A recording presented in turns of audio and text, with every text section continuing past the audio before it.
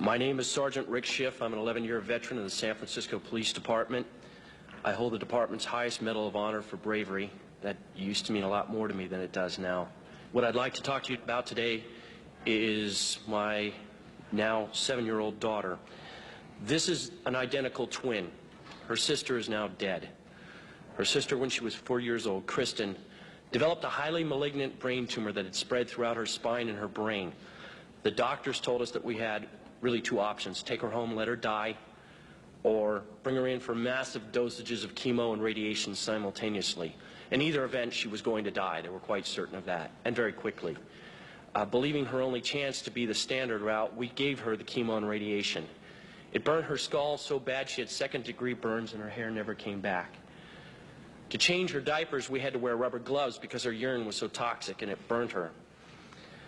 At the end of 6 months, miraculously, she survived the standard treatment, although there was a high expectation she wouldn't.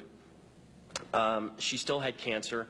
We were told, sorry, we've done everything we can. Now she's going to die, probably within a couple of months. My wife and I, choosing not to accept that, started reading. The first book I picked up, the third chapter, discussed Dr. Brzezinski.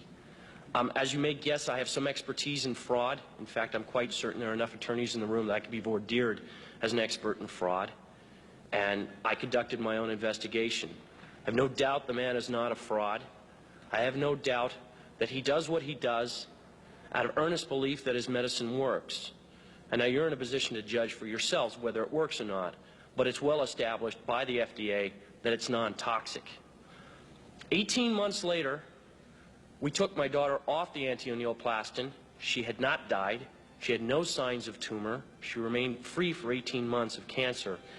Within a month, the cancer was widespread in her brain.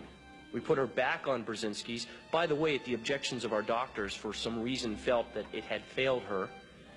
We put her back on. Within 9 weeks, the tumor was completely gone. She died last July of neurological necrosis. Her brain fell apart from the radiation. The autopsy showed that she was completely cancer-free.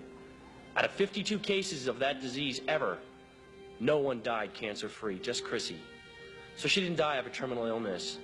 She died of my inability to care for her properly, and she died from bad advice.